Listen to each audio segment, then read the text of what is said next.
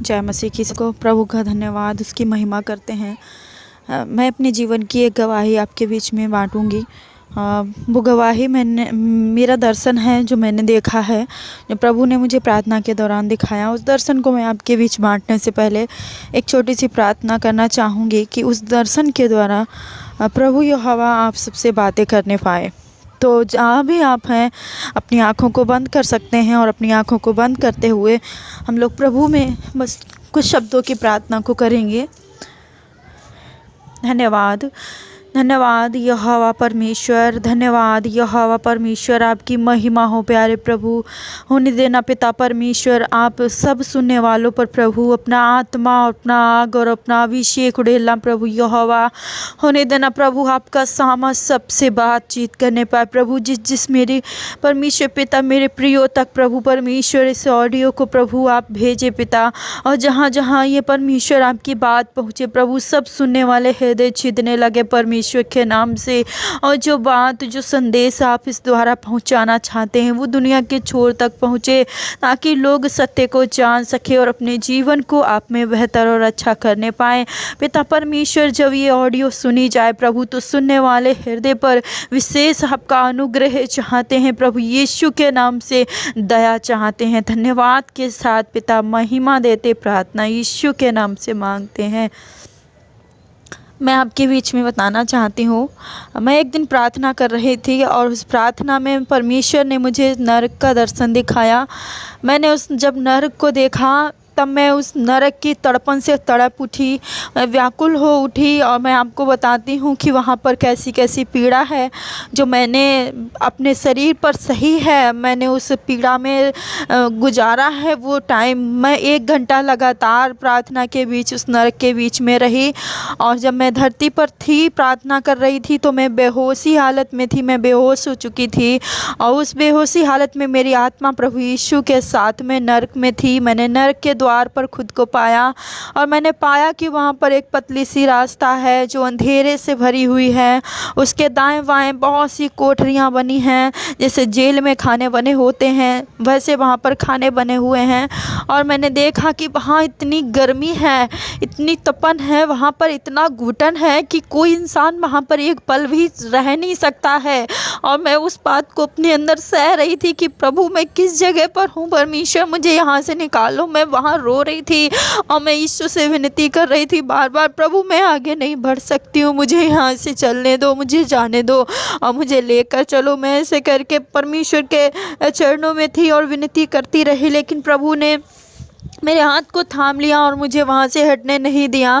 फिर उन्होंने मुझे एक कमरा दिखाया वहाँ पर, जिस कमरे को मैंने देखा कि उस कमरे के अंदर एक आदमी है, और जो आदमी जो है वो वहाँ पर सफ़ेद कलर की शर्ट पहने हैं और ब्लैक कलर की पैंट पहने हैं। मैंने जब प्रभु से पूछा पिता ये कौन है, तो उस परमेश्वर ने मुझसे कहा देखो ये एक डॉक्टर है, और ये जब दुनिया में था तो इसने अंगों का व्यापार किया, इसने नवजात शिशुओं को गर्भ में मार दिया, इसने मोटी कमाई कमाई, इसलिए यह यहाँ पर है। जब प्रभु ने ऐसा कहा मेरे अंदर डर बढ़ने लगा, मैं बहुत घबराने लगी, क्योंकि मैंने ऐसा कभी देखा नहीं था। मैंने बाइबल में लोगों के दर्शनों से सुना था, लेकिन मैं खुद उस चीज़ को फील कर रही थी, मैं बहुत तड़प रही थी वहाँ पर। और फिर परमेश्वर ने मुझे दूसरा कमरा दिखाया। उस दूसरे कमरे में मैंने अपनी दादी जी को देखा, मैंने देखा मेरी दादी माँ वहाँ पर है, जो वो मर चुकी हैं, अब वो सच में इस दुनिया में नहीं है। मैंने उन्हें देखा तो मैं और डरने लगी मैं। फिर प्रभु ने मुझे तीसरा कमरा दिखाया। उन्होंने मुझसे तीसरे कमरे के विषय में जब मैंने उनसे पूछा प्रभु ये कमरा खाली क्यों है, क्योंकि तीसरा कमरा खाली था, तो परमेश्वर ने कोई जवाब नहीं दिया। उसके बाद उन्होंने मुझे चौथा कमरा दिखाया जिसमें मेरे मरे हुए चाचा जी थे। मैं और डरने लगी कि यहाँ क्या हो रहा है, यहाँ पर सब मेरे रिश्तेदार कैसे निकल रहे हैं, यहाँ पर मेरे अपने क्यों आए। और मैं बहुत तकलीफ़ में पूछती रही परमेश्वर से चीज़, जिससे मैं पूछती रही प्रभु बता दो, लेकिन उन्होंने मुझे नहीं बोला कुछ भी। उन्होंने मुझे 5वां कमरा दिखाया जिसमें मैंने देखा कि मेरे नाना जी हैं और वो मर चुके थे, और सच में वो मर चुके हैं, और मैं उनसे बहुत प्यार करती हूँ। और मैं अपने नाना जी के कारण वहाँ पर बहुत व्याकुल हुई। मैं प्रभु यीशु के चरणों में गिर गई, और गिर कर मैं अपने नाक को रगड़ कर विनती करने लगी प्रभु दया कर दो, मेरे नाना को यहाँ से छोड़ दो, जाने दो। मैं अपने नाना के सब कामों को गिनाने लगी कि पृथ्वी पर मेरे नाना ने बहुत भलाई की, बहुत अच्छाई की, प्रभु इनको यहाँ मत रखो, इनको जाने दो। और मैं खुद से उस दरवाजे को खोलने की कोशिश करने लगी कि मैं अपने नाना को वहाँ से बचा लूँ, लेकिन मैं नहीं बचा पा रही थी। ऐसे करके वहाँ पर मेरे साथ होता रहा, मैं बहुत तकलीफ में पड़ी रही और मैं बिल्कुल बेसुध रही। मेरे अंदर बिल्कुल ऐसा लगता था कोई सामत नहीं बची। फिर जीसस ने मुझे अपने हाथों से उठाया। मैं ज़मीन में उनके पैर में पड़ी थी तो उन्होंने मुझे उठाया। जब मैंने देखा कि यीशु मसीह मुझे उठा रहे हैं और वो रो रहे थे, उनकी आंखों में बहुत आंसू थे, वो रो रहे थे। उन्होंने मुझसे कहा, बेटी देखो, मैंने तुम्हारे ख़ानदान पर जो अनुग्रह नहीं किया वो अनुग्रह तुम्हारे परिवार पर किया है। और देखो, ये तीसरा कमरा जो तुम खाली देखती हो ये तुम्हारे लिए है और ये तुम्हारे परिवार के लिए है। यदि तुम मेरी विधियों को ना मानोगी, यदि तुम निश्चिंत रहोगी ज़मीन पर कि मैं स्वर्ग ही जाऊंगी, और तुम मेरे काम को पूरा ना करोगी, मेरे स्वभाव में ना जियोगी और लोगों को ना बताओगी इस बारे में, और लोगों के लिए प्रार्थनाएं नहीं करोगी अगर, तो तुम्हें भी यहाँ तीसरे कमरे में आकर रहना होगा। जब मैंने ये बात सुनी कि वो कमरा मेरे लिए है, मैं टूट गई, मैं पूरी तरह से टूट गई और मेरे पैर से लगता था ज़मीन निकल गई, कुछ बचा ही नहीं मेरी लाइफ में। जिस स्वर्ग को जाने के लिए मैं मेहनत कर रही हूँ, जिस स्वर्ग को जाने के लिए मैं फास्टिंग प्रेयर सब कुछ करती हूँ, लेकिन परमेश्वर ने कह दिया वहाँ नहीं बल्कि नरक में तुम्हारे लिए कमरा है। मैं बहुत उदास हो गई और रोने लगी। वहाँ पर बहुत पश्चाताप मैंने किया। अब वो जलन मेरे शरीर से हट नहीं रही थी, वो घुटन मुझ पर पूरी तरह हावी थी। और फिर इससे परमेश्वर ने मुझे छठा कमरा दिखाया। छठे कमरे में मैंने एक औरत को देखा। वो औरत जो थी, उसके जो बाल थे वो कीड़ों से बने हुए बाल थे, उसकी नाक में केंचुए की नथुनी पहने थी, उसके कान में जो बिच्छू थे वो लटके हुए थे, टॉप्स थे बिच्छुओं के, जिंदा थे वो सब कीड़े उसके ऊपर। और मैंने उसके कंगन की जगह, पायल की जगह, कमरबंद की जगह सांपों को लिपटे देखा। फिर प्रभु ने कहा, देखो ये डांसर है, ये नाचती थी दुनिया में इसलिए ये यहाँ पर है। फिर उन्होंने मुझे सातवां कमरा दिखाया। सातवें कमरे में मैंने बहुत सुंदर से लड़के को देखा जिसकी उम्र 21 से 26 के बीच होगी। मैंने उस लड़के को देखा, वो बहुत सुंदर था, बहुत ज़्यादा सुंदर था, और वो उसके हाथ में एंड्रॉयड बड़ा सा फ़ोन था, वो दोनों हाथों से अपने फ़ोन में मस्त था। और यीशु मसीह ने मुझसे कहा, देखो बेटी, इसने अपना समय फ़ोन को दिया, इसने फ़ोन के ज़रिए बहुत दुनिया में पाप फैलाया, ये फ़ोन का दास था, गुलाम था, ये लोगों को अपनी ओर आकर्षित करता था, इसलिए यह यहाँ पर है। फिर प्रभु ने मुझे एक 8वां कमरा दिखाया। उस 8वें कमरे में मैंने देखा एक नेता बंद है।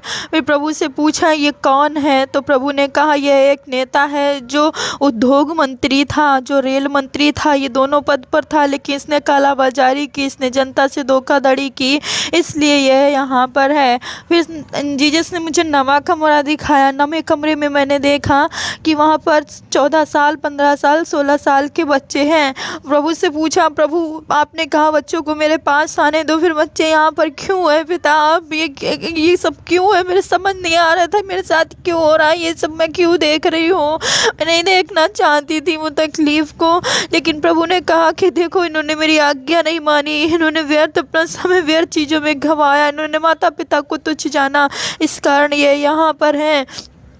इस तरीके से प्रभु ने मुझे वहाँ पर 9 कमरे दिखाए और मैं उस 9 कमरों को देखते हुए तड़प रही थी। मेरे दिमाग से वो तीसरा कमरा नहीं निकल पा रहा था कि वो मेरे लिए रखा गया। और फिर परमेश्वर मुझे नरक के एक दूसरे भाग में ले गए। वो मैंने भाग देखा। उस भाग में मैंने देखा एक बड़ा सा पत्थर है, जिस पत्थर के चारों ओर दूत हैं और दूतों के हाथ में तलवारें हैं, जंजीरें हैं, चाबुकें हैं बहुत बड़ी बड़ी, और वो उस पत्थर पर घिस घिस के तेज बना रहे हैं। वहाँ मैंने देखा पीले कलर का चार्ट पेपर बैनर के जैसे लगा है, उस पे लाइनिंग से कुछ लिखा हुआ था। फिर मैंने प्रभु से पूछा, प्रभु ये क्या हो रहा है सब?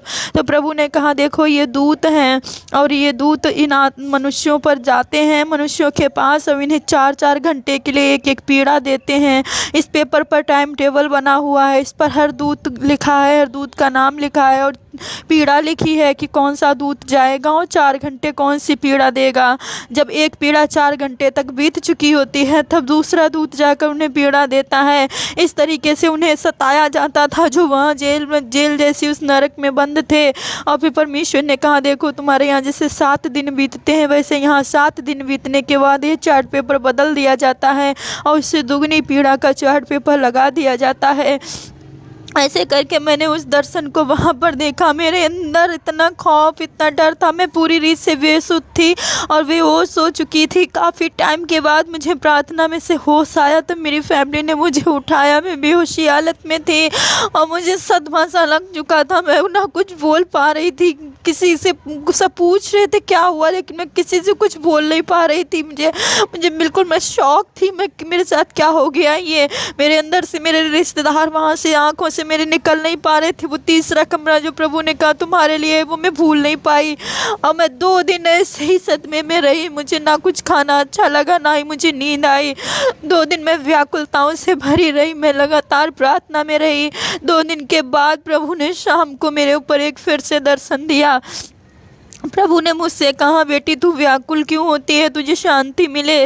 देख आज लोग निश्चिंत हो चुके हैं और मैंने ये दर्शन तुझे इसलिए दिखाया ताकि तू लोगों में गवाही दे कि नरक में कितनी पीड़ा है, वहाँ कोई ना आए, वो उनके लिए नहीं है। मैंने उनके लिए नरक नहीं तैयार किया है और तू लोगों को बता, क्योंकि तू जिंदा गवाह है। और देख वो तीसरा कमरा सिर्फ तेरे लिए नहीं वरन पूरी मानव जाति के लिए है।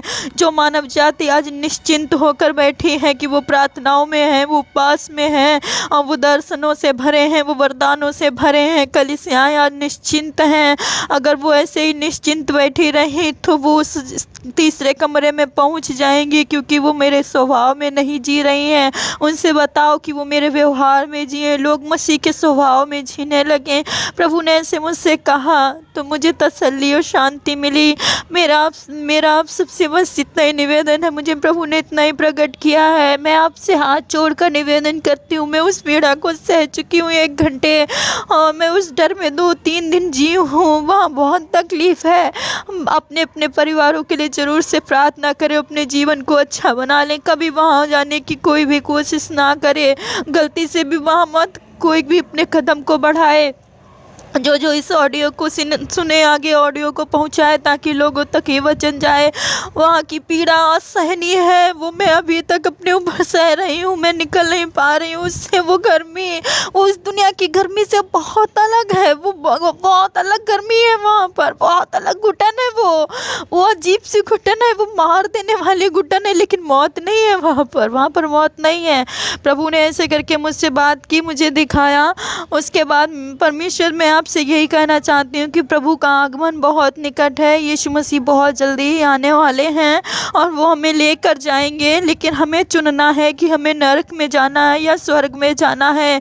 मेरा सबसे निवेदन है आप लोग अपने जीवन को अच्छे से तैयार करें ताकि प्रभु में हम सब स्वर्ग में मिलने पाए। नरक हमारे लिए नहीं बनाया गया। वो पीड़ा अपने बेटों को, बच्चों को, बेटियों को कभी नहीं देना चाहता है।